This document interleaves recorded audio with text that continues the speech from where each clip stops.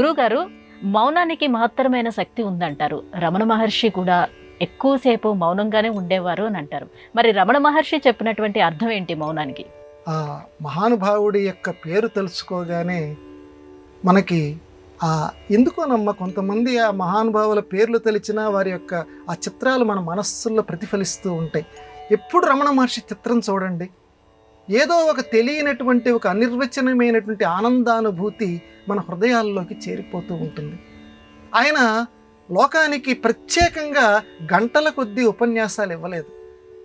స్వామి తపస్యానంద అని చెప్పి రామకృష్ణ మఠకు చెందినటువంటి స్వామీజీ, ఆయన ఒకసారి రమణ మహర్షిని ఆయన జీవించి ఉన్న కాలంలో అడిగారు, అయ్యా ఏం ఉపదేశం ఇస్తారు ఈ లోకానికి మీరు అని అంటే, మౌనం ఉపదేశం నాది అన్నారు ఆయన.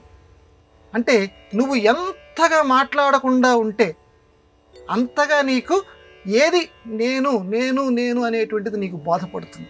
మౌనంగా ఉండి నువ్వు అన్వేషించు, అంతరాన్వేషణ చేస్తూ ఉండు. కాబట్టి ఎక్కువ మాట్లాడకు, మౌనమే నా ఉపదేశము. ఆయన జీవితంలో కూడా అది కూడా ఆచరించేవారు. ఎవరైనా పలకరిస్తే వాటికి సమాధానం చెప్పేవారు. అంతే, తనంతట తాను మాత్రం ప్రత్యేకంగా ఆయన ఎక్కడ ఉపదేశాలు ఇవ్వాల. మౌనం అనే దానికి ఇంకో చక్కటి నిర్వచనం కూడా రమణ మహర్షి ఇచ్చారు. మౌనం అంటే మాట్లాడకుండా ఉండటం కాదు, అసలు మాట్లాడాలని అనిపించకపోవటం మౌనం అన్నారు. చాలా గొప్ప నిర్వచనం రమణ మహర్షి ఇచ్చింది. మనందరం మౌనం అంటే ఏమనుకుంటాం అంటే, నోరు మూసు కూర్చో, నోరు మూసుకో అంటుంటాం. అంటే లోపలేమో మాట్లాడాలని ఉంటుంది, ఏదో చెప్పాలని ఉంటుంది మనకి, కానీ అది పైకి చెప్పకుండా ఏం చెప్తే ఏం గొడవలు వచ్చి పడతాయి అని చెప్పి పెదవులు మూసేసుకుంటాం. అంటే మాట్లాడకుండా మనల్ని మనం బిగపట్టుకొని కూర్చుంటాం. అది కాదు మౌనం అంటున్నాడు రమణ మహర్షి.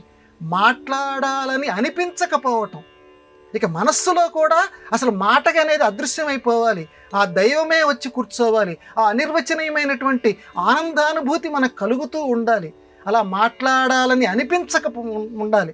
అదే అసలైనటువంటి మౌనం అని రమణ మహర్షి చెప్పారు. మౌనానికి ఆ మహానుభావుడు ఇచ్చినటువంటి చక్కటి నిర్వచనం అది.